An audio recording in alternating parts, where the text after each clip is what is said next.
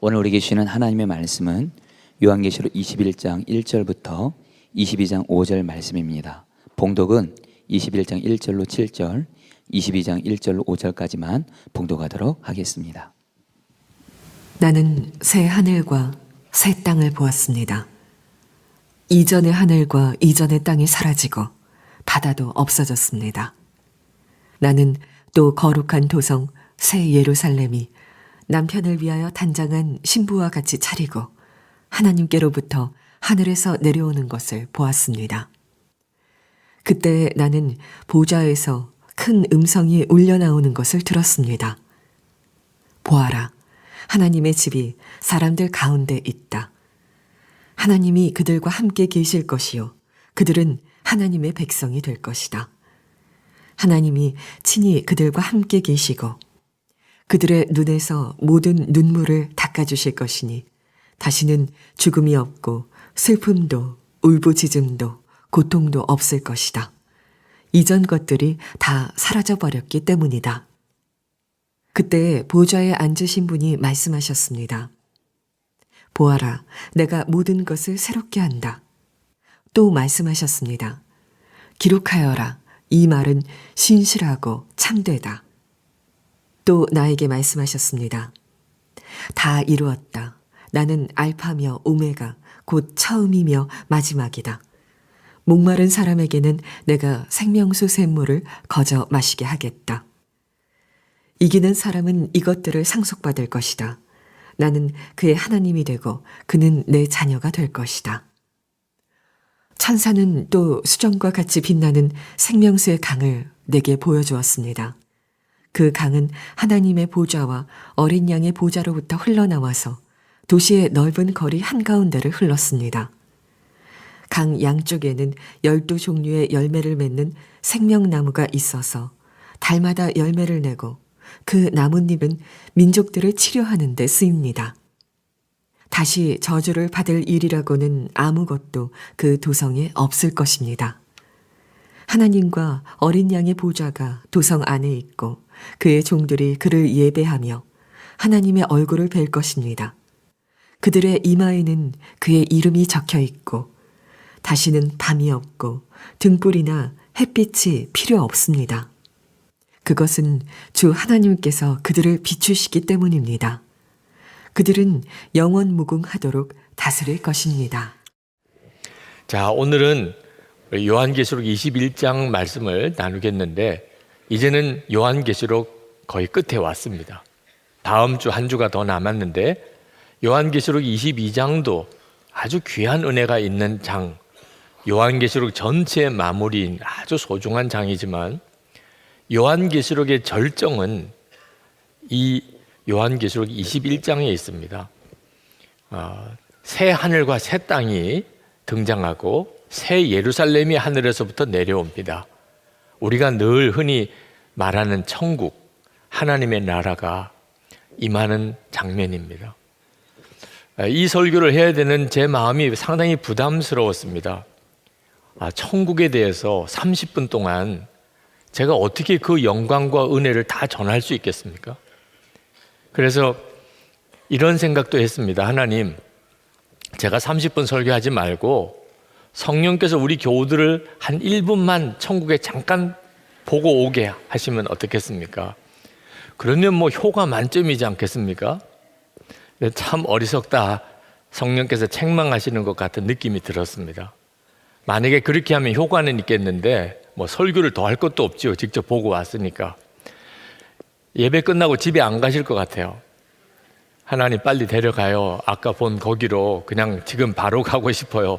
다들 그렇게 할 것 같아요. 하나님께서 그렇게 하지 않으시는 데는 이유가 있는 것입니다. 우리에게 감당할 수가 없는 일입니다. 우리가 직접 그 새하늘과 새 땅, 그 천국을 본다는 것은 우리에게는 성경의 말씀으로 충분하고 또 이렇게 예배 때 함께 나누는 이 설교로 주님은 충분한 은혜와 또 감동을 우리에게 주실 수 있다고 믿습니다. 오늘이 그 시간이 되기를 축복합니다. 요한이 새 예루살렘이 어떻게 생겼나 아주 궁금해하니까 천사가 성령의 인도함을 따라 요한을 높은 산 위에 데려 올라가서 그 새 예루살렘이 어떻게 생겼는지를 보여줍니다. 한마디로 아주 황홀한 도성입니다. 11절에 보면 그 도성은 하나님의 영광에 쌓였고 그 빛은 지극히 귀한 보석과 같고 수정처럼 맑은 벽옥과 같았습니다. 한마디로 보석으로 둘러싸인, 보석으로 만들어진 도성입니다. 18절부터 21절까지 보석의 이름이 쫙 나오는데 제가 아는 보석은 진주랑 금밖에 모르겠더라고요. 그 보석들의 이름 하나하나를 제가 해석할 능력이 없고 해석하라고 하시는 것 같지도 않았습니다. 하나님, 이렇게 많은 보석으로 만들어진 이 도성에 대해서 제가 어떻게 성도들에게 설명을 해야 하겠습니까? 라고 기도했을 때 주께서 그 보석으로 만들어진 그 새 예루살렘 도성의 의미가 이 세상의 그 어떤 왕궁과 비교할 수 없이 아름답고 또 너무나 화려하고 너무나 영광스러운 곳이라는 것을 말씀하고 있다는 것입니다. 요한이 있던 그때 당시에 소아시아의 교회는 이 세상에서 가장 초라하고 보잘것없고 멸시받는 곳이었습니다. 그에 비해서 왕궁과 신전은 말할 수 없이 웅장하고 화려했습니다. 그래서 그때 많은 기독교인들이 핍박도 또 유혹도 견디다 못해서 교회를 떠나는 이들이 많았습니다. 교회는 너무 하찮아 보이는 그런 존재였습니다. 하나님께서 요한에게 그 교회의 진정한 모습, 그리스도의 신부인 교회의 모습이 어떤 것인지를 보여준 겁니다. 이 세상에서 그 어떤 곳과 비교할 수가 없는 아름답고 화려하고 영광스러운 곳이었습니다. 지금도 똑같습니다. 우리도 교회에 대해서 아주 생각과 마음이 복잡합니다. 여러분 중에 교회에 대한 상처가 많은 분들 있을 겁니다. 교회가 꼭 좋은 곳이기만 한가? 아마 그렇지 않은 경험들도 있으실 겁니다. 한국 교회에 대해서 실망하는 탄식이 계속 들려옵니다. 근데 하나님께서 우리에게 말씀하고 계세요. 지금 우리가 눈으로 보고 있는 이 교회와 그 원본인 실상인 하늘에 있는 진정한 교회, 이제 주님으로 인하여 만들어져서 내려올 새 예루살렘은 말할 수 없이 영광스럽고 그리고 아름답고 화려하다는 것입니다. 그러므로 여러분, 교회에 대한 소망을 놓치지 마시기 바랍니다. 여러분이 경험했고 지금도 경험하고 있는 교회의 한계가 전부가 아닌 것입니다. 그러면 그리스도의 신부인 새 예루살렘 성의 진정한 영광의 핵심은 어디에 있는 것일까? 보석에 있는 게 아니라는 겁니다. 하나님이 함께 하시는 곳이라는, 그게 바로 그 새 예루살렘의 영광의 핵심입니다. 3절에 보면 보아라, 하나님의 집이 사람들 가운데 있다. 하나님이 그들과 함께 계실 것이요 그들은 하나님의 백성이 될 것이다. 하나님이 친히 그들과 함께 계시고 그들의 하나님이 되실 것이다. 새 예루살렘 성은 우리가 눈으로 보지 못하던 하나님이 눈으로 보는 분처럼 함께 계시는 곳입니다. 22절에 보면 요한이 그 새 예루살렘 성을 쭉 아무리 살펴보아도 성전이 없었다고 그랬습니다. 아니, 그 새 예루살렘 성에 성전이 없다니요? 없을 수밖에 없지요. 하나님과 어린 양 예수님 당신이 성전이신 거예요. 22절에 보면 이렇게 말씀합니다. 그는 그 안에서 성전을 볼 수 없었습니다. 그것은 전능하신 주 하나님과 어린 양이 그 도성의 성전이시기 때문입니다. 새 예루살렘 성에는 해와 달이 없습니다. 그럴 수밖에 없지요. 빛 그 자체이신 하나님께서 그 도성에 계시니까 해와 달이 무슨 소용이 있겠습니까? 보지 못하는 하나님, 그 하나님을 실제로 이제는 눈으로 볼 수 있으며 함께 영원히 사는 곳이 바로 새 예루살렘 성입니다. 우는데 누가 눈물을 닦아줘요. 그래서 누군가 그러고 이렇게 봤더니 하나님이시네. 자, 여러분, 그런 곳이 천국입니다. 하나님이 직접 우리의 눈물을 닦아주시는 그 역사가 경험되어지는 곳이 천국입니다. 그러니 그 천국에 무슨 슬픔이 있고 탄식이 있고 거기에 무슨 죄악이 있고 거기에 무슨 좌절이 있겠습니까? 가증한 일, 속된 것, 거짓을 행하는 자가 절대로 들어갈 수 없는 곳, 그곳이 바로 하나님께서 함께 하시는 새 예루살렘입니다. 이 새 하늘과 새 땅과 새 예루살렘을 창조하신, 만드신 분이 누구시냐면 예수 그리스도이십니다. 5절에 보니까 그때 보좌에 앉으신 분이 말씀하셨습니다. 보아라, 내가 모든 것을 새롭게 한다. 예수님께서 십자가에서 숨을 거두실 때 마지막에 하셨던 외침이 내가 다 이루었다 였습니다. 그때 그 다 이루었다고 하는 그게 바로 이 새 예루살렘입니다. 예수님이 완벽하게 만드셨습니다. 그래서 6절에 주님은 다시 한번 그때 그 말씀을 하십니다. 또 나에게 말씀하셨습니다. 다 이루었다. 여러분, 정말 천국이 있으며 그리고 그 천국이 이 땅에 임할 것을 믿으십니까? 아마 여러분들 대부분이 믿으실 겁니다. 그런데 더 중요한 질문이 있습니다. 아직 그 질문으로 충분하지가 않습니다. 여러분이 천국이 있다는 사실을 믿기 때문에 여러분의 삶에 놀라운 변화가 있습니까? 이 질문에 대해서는 쉽게 답하기가 쉽지 않습니다. 천국이 있다는 것을 정말 믿는데, 그런데 그 다툼 하나가 해결이 안 됩니까? 그 고민 하나가 해결이 안 됩니까? 정말 천국이 있다는 사실을 믿는데 화해가 안 됩니까? 천국이 있음을 믿으면서도 사랑이 안 됩니까? 그렇다면 천국이 있다는 것을 믿는 게 무슨 의미가 있습니까? 여전히 천국이 있다고 믿으면서도 여전히 슬픔, 억울함, 미움, 이게 해결되지 않는다면 천국에 대한 믿음을 가졌다는 게 우리에게 무슨 유익이 있냐 말입니다. 안타깝게도 많은 그리스도인들이 천국이 있다고 믿으면서도 실제로는 거의 천국을 전혀 생각하지 않고 삽니다. 아무 생각 없이, 천국에 대해서는 아무 생각 없이 삽니다. 그러다가 언제 생각납니까? 사랑하는 사람이 죽었을 때, 장례식 때, 아, 천국에 가셨겠지. 그래서 좀 위로를 받습니다. 그리고 또 자기 자신도 한번 돌아봅니다. 나는 잘 살고 있나? 근데 그걸로 끝나요. 다시 또 일상생활로 돌아오면 천국은 전혀 생각하지 못하고 삽니다. 여러분, 우리의 삶이 예수 믿고도 왜 이렇게 엉망입니까?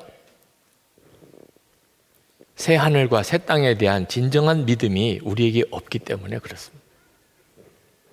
서울 용미리 벽제 낙골당에 가면 거기에 필기대가 있는데 사랑하는 가족을 먼저 세상 떠나보내고 그 마음의 아픔과 슬픔을 편지에 기록한 것을 거기 모아다가 책을 냈습니다. 눈물의 편지라고 제목을 붙이고 책을 출간했는데 그 책 속에 있는 사연들이 참 기가 막히더라고요. 어느 아내가 썼습니다. 여보, 당신이 내 곁에 없다는 것을 부인하고 또 부인하면서 당신을 부르다가 어느새 눈물이 고이곤 합니다. 정말 외롭고 힘들 때 당신이 남긴 목소리를 들으며 펑펑 울어보지만 나 아직도 시원하게 울어보지 못했어요. 언젠가는 목 놓고 울어보고 싶어요. 여보, 나 직장에 나가요. 힘들고 고통스럽지만 잘 참아내고 있어요. 일하다가도 당신이 직장 다닐 때 힘든 것 왜 이해해 주지 못했나? 천장을 쳐다보고 눈물을 참곤 해요. 하지만 아무리 힘들어도 열심히 살 테니 걱정 마세요. 어느 아내가 썼습니다. 당신에 대한 미움 같은 것 이제는 다 없어졌어요. 당신 미워했던 것 하나님 앞에 모두 다 속죄하며 살아갈 것이에요. 당신이 떠나기 전 2개월 내가 당신에게 했던 모진 말들 때문에 내 마음은 병이 들었어요. 그러나 나는 마음속 깊이 당신을 사랑했어요.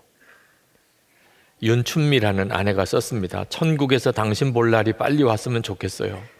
아이들만 다 결혼시키면 당신 곁으로 가고 싶네요. 어느 남편이 썼습니다. 여보, 요즘 들어 동우는 엄마를 더 찾는구려. 엄마가 가장 필요한 시기라서 그런가 보. 선미는 자기 일을 스스로 하는 편인데 혼자 해결하기 어려운 것들은 마음속에 묻어두는 것 같아. 여보, 당신의 존재 의미가 이렇게 큰 줄은 미처 몰랐어. 어느 남편이 짤막하게 썼습니다. 여보, 나 죽으면 당신에게 가서 무릎 꿇고 빌 거야. 정말 미안해. 아버지가 썼습니다. 지훈아, 정말 미안하다. 너의 생전에 따뜻하게 못해준 것이 못내 가슴에 걸리는구나. 내가 한 말, 아버지처럼 안 살겠다던 너의 그 말, 영영 마음에 지워지지 않는다. 이승미라는 딸이 썼습니다. 아빠, 내가 정말로 아빠에게 하고 싶은 말이 뭔 줄 알아? 아빠를 정말 사랑한다는 말이에요. 그래서 더 미안해요. 한 번도 이런 말 하지 못하고 그렇게 보내드려서 너무 미안해요. 아빠, 가끔 집에 와. 한 번만 딱 아빠 품에 안겨보고 싶어요. 그리고 왜 죽을 때 가서야 이걸 깨닫죠? 그게 기가 막힌 거예요. 사랑해야 되는 사람을, 그게 누구였는지 죽을 때 가서야 깨닫. 가장 중요한 일, 그게 무엇이었는지 죽을 때 가서는 깨닫습니다. 그런데 그건 얼마나 안타까운 일인가요? 하나님께서 우리에게 새 하늘과 새 땅을 보게 하시는 이유는 지금 여기서 우리가 살아가는 삶에 그렇게 매우 중요하기 때문에, 죽음과 영생과 천국을 내다보지 못한 사람은 다 지금 길을 잃고 방황하고 있는 것입니다. 나중에 가면 후회할 삶을 살고 있는 것입니다. 시편 84편 4절, 5절, 6절에 보면 주의 집에 사는 자들은 복이 있나니 그들이 항상 주를 찬송하리이다. 주께 힘을 얻고 그 마음에 시온의 대로가 있는 자는 복이 있나이다. 그들이 눈물 골짜기로 지나갈 때에 그곳에 많은 샘이 있을 것이며 이른 비가 복을 채워주나이다. 이것이 새 하늘과 새 땅이 있음을 분명히 믿는 사람이 이 세상에서 살아가는 모습입니다. 유혹도 오고 시련도 오고 때때로 정말 견디기 어려운 눈물의 골짜기를 지나갈 때도 있지만, 그러나 마음에 시온의 대로가 있습니다. 내가 가야 할 영원한 하나님의 나라, 천국이 너무 분명하다는 거죠. 그래서 길을 잃어버리지 않습니다. 그리고 하나님이 계속 그 길을 가는 도중에 위로도 힘도 주십니다. 그러나 우리가 마지막 가서 거기서 새 하늘과 새 땅을 보는 게 아니라는 것을 꼭 알아야 합니다. 예수를 영접했다면 바로 지금부터 우리 안에 새 하늘과 새 땅이 임하는 것을 알게 됩니다. 왜냐하면 모든 것을 새롭게 하시는 주님이 우리 안에 오셨기 때문에, 주님이 우리 안에 오시는 순간부터 우리의 삶에는 모든 것이 새로워지게 됩니다. 여러분, 주님이 우리 안에 오신다는 것은 성령이 오시는 것인데, 성령은 그분이 하나님이십니다. 하나님이 내 마음에 오셨다. 이것보다도 더 새로워지는 삶이 있을까요? 고린도전서 3장 16절에 너희는 너희가 하나님의 성전인 것과 하나님의 성령이 너희 안에 계시는 것을 알지 못하느냐. 정말 놀라운 거예요. 예수를 믿는다는 것은 정말 놀라운 일이에요. 성령께서 우리 안에 오시면 무슨 일을 하십니까? 우리 마음을 완전히 뒤집어 놓으십니다. 에스겔서 36장 26절 27절입니다. 또 새 영을 너희 속에 두고 새 마음을 너희에게 주되 너희 육신에서 굳은 마음을 제거하고 부드러운 마음을 줄 것이며 또 내 영을 너희 속에 두어 너희로 내 율례를 행하게 하리니 너희가 내 규례를 지켜 행할지라. 성령께서 우리 안에 오시면 우리 안에 굳은 마음 다 제거되고 부드러운 마음이 된다. 마음이 뒤집어지니까 사람이 완전히 다른 사람이 되는 거죠. 성령께서 오셨는데 그런 일이 안 일어나는 게 이상하죠. 그래서 지금 예수를 믿는 사람은 그 자체가 새로운 피조물이 되는 역사를 경험하게 됩니다. 고린도후서 5장 17절에 그런즉 누구든지 그리스도 안에 있으면 새로운 피조물이라 보라 새 것이 되었도다. 이것이 지금 저와 여러분에게 임한 하나님의 은혜에 대한 명확한 선언입니다. 정말 새 하늘과 새 땅이 임할까요? 어떻게 그렇게 알 수 있죠? 어떻게 그렇게 믿을 수 있죠? 그때 가봐야 아는 거 아닙니까? 그런데 예수님을 영접한 사람은 여기서 분명히 압니다. 새 하늘과 새 땅이 임한다는 걸. 왜? 자기 안에 완전히 새로워지는 역사를 경험했기 때문에. 아, 분명히 그런 날이 오겠구나. 믿어지는 거예요. 내 안에서 그 역사가 일어나니까. 그런데 자기 자신 안에 완전히 새로운 피조물이 되는 그런 분명한 체험이 없다면, 그러면 이 땅에 지금 하늘과 땅이 다 사라지고, 그리고 새 하늘과 새 땅이 임하고 새 예루살렘이 임하실 것을 어떻게 믿을 수 있어요? 그냥 그렇다고 하더라, 가봐야 알지, 그렇게밖에 될 수 없는 거 아니겠습니까? 저는 어려서부터 참 잘 살고 싶었어요. 사람들에게도 칭찬받고, 그리고 또 모든 사람들 앞에 허물 없는, 그 반듯하게 그렇게 좀 살고 싶었습니다. 근데 막상 살아보니까 안 되는 거예요. 사람들 보는 앞에서는 어느 정도 그저 모범생 소리를 들을 수 있겠지만 저 자신이 알잖아요. 나는 왜 이 모양인가? 왜 그렇게 하지 말아야 될 것은 자꾸 하고 싶어지고 꼭 해야 되는 것은 그렇게 하기 힘든가? 계속 저 자신에 대한 좌절과 실패를 경험하면서 나중에는 저 자신이 너무너무 싫은 거예요. 똑같아요. 변화가 없어요. 어제나 그제나 오늘이나 똑같은 날의 반복입니다. 회개도 해요. 그런데 회개하면 뭐 달라져야 되잖아요. 나중에는 회개하면 뭐해? 그런 마음이 들더라고요. 목사가 되고도 해결이 안 됩니다. 하나님, 제가 진짜 설교할 자격이 있습니까? 하나님 보시기에 자격이 없다면 당장 제가 설교단에서 내려오겠습니다. 그렇게 기도했던 적도 있습니다. 그런데 저 자신 안에 변화가 오기 시작했어요. 그게 언제부터인가를 생각해 보니까 나는 죽고 예수로 사는 십자가 복음을 정확하게 알게 되었을 때입니다. 하나님께서 저에게 죽으라고 말씀하셨을 때, 그것은 충격이기도 하고 사실 너무 비참한 이야기잖아요. 그런데 그것이 저에게는 복음으로 들렸어요. 저 자신에게 너무나 좌절하고 있었기 때문에, 나 자신으로서는 아무것도 할 수 없다고 하는 생각이 있었기 때문에요. 죽으라고 하는 것이 복음처럼 들렸습니다. 내가 죽으면 예수님의 생명, 새 생명의 삶을 살 수 있다. 눈이 번쩍 뜨이는 것 같았습니다. 그래서 기쁨으로 그 복음을 받아들였습니다. 그리고 제 삶 속에 변화가 일어나기 시작했어요. 저 자신의 변화가 가장 놀라웠게 있었던 것이 지난 7년입니다. 주님을 항상 바라보고 싶었습니다. 그렇게 살고 싶었어요. 제 안에 계시니까. 그래서 예수 동행 일기를 쓰기 시작을 했습니다. 그리고 교우들에게 다 같이 쓰자고 그랬습니다. 장로님들과 부목사님들과 매일 일기를 서로 나누면서 항상 주님을 바라보며 살기를 힘썼습니다. 그렇게 하기를 7년입니다. 제 삶 속에서 정말 이런 변화가 어떻게 가능할까? 매해가 다릅니다. 저 자신의 변화를 저 자신이 경험하겠어요. 아, 정말 그러시구나. 모든 것을 새롭게 하시는 주님이시구나. 그 주님이 제 안에 오셨고 제가 그 주님을 바라보게 되니까 비로소 사람은 변한다는 것을 분명히 깨달을 수 있었습니다. 여러분, 하나님의 나라가 다가오고 있는 때 정신 바짝 차려야 됩니다.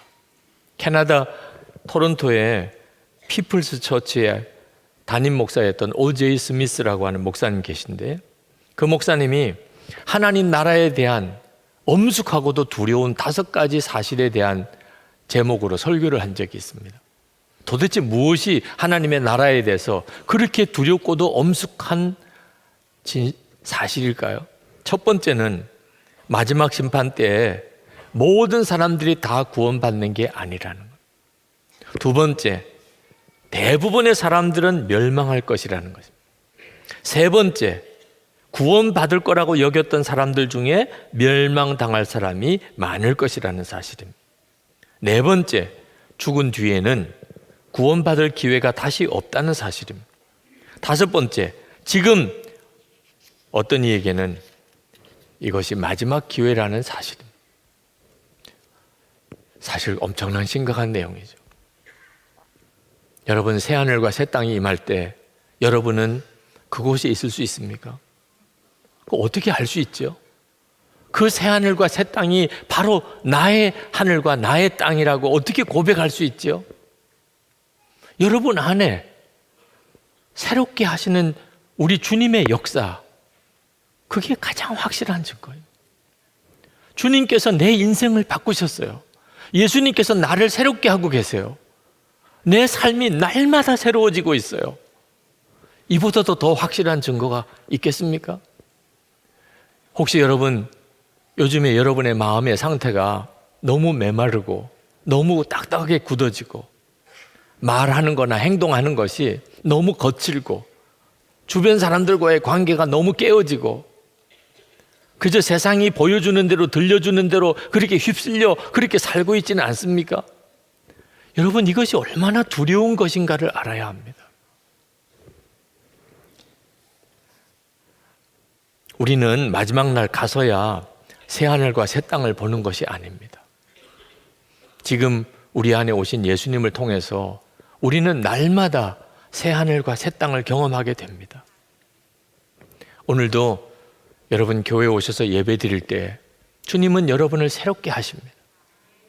여러분이 지난 한 주간 동안 마음에 걸리는 죄를 주님 앞에 고백하면 주님은 그 죄를 깨끗게 하십니다. 그 말은 죄 짓고 살아도 된다는 뜻 아닙니다. 정결하게 하셔서 다시 시작하라고 하시는 거예요. 아유, 매번 똑같던데요. 그렇지 않습니다. 여러분이 진심으로 회개하고 주님이 여러분을 다시 깨끗하게 하시고 그리고 다시 시작하게 하시는 삶을 여러분이 계속 살아보십시오. 결국은 죄가 여러분에게서 떠납니다. 완전히 죄에서 승리하게 됩니다. 여러분 실패하셨습니까? 우리 주님은 여러분을 다시 일으키십니다. 오늘 그렇게 하십니다. 10번 넘어져도 주님은 11번 일으키십니다. 100번 넘어져도 주님은 101번 일으키십니다. 그래서 승리하게 되는 것입니다. 이 역사가 예수 그리스도 안에서 지금 우리 가운데 모든 성도들 안에 날마다 우리 가운데 있는 것입니다. 전에는 나는 왜 이 모양일까 이렇게 탄식하면서 살았습니다. 그런데 지금은 주님을 기대하는 마음으로 삽니다. 지난 금요일 4월 20일 영성일기를 쓰면서 제일 먼저 이렇게 썼습니다. 새벽 기도에 나오면서 주님과 하루를 살 것을 생각하니 기쁘고 정신이 번쩍 들었습니다. 주님, 오늘 하루가 기대가 됩니다. 그날 새벽 기도 나오면서 제 마음속에 들었던 생각입니다. 주님과 함께 오늘 하루를 산다는 생각이 너무너무 기대가 되는 거예요. 주님은 또 오늘 무슨 일을 하실까? 어떤 일을 하실까? 요한계시록 22장에서 새 예루살렘의 중심에 아주 맑은 생명수 강이 흐를 것이라고 하시면서 그 주변에 12종류의 과실나무가 풍성하게 열매를 맺을 것이라고 했습니다. 여러분, 이 일이 지금 우리 안에서 일어납니다. 요한복음 7장 38절에 나를 믿는 자는 성경에 이른 것 같이 그 배에서 생수의 강이 흘러나오리라. 지금 우리 가운데 오신 성령께서 우리 속에서 생수의 강이 되어 흐르는 것이죠. 여러분, 하나님 앞에 갔을 때 나는 이런 죄도 안 짓고 저런 죄도 안 지었습니다. 그것으로 충분할 것 같습니까? 주님이 이렇게 물으시면 어떻게 하십니까? 네 속에서는 생수의 강이 흘러나왔느냐?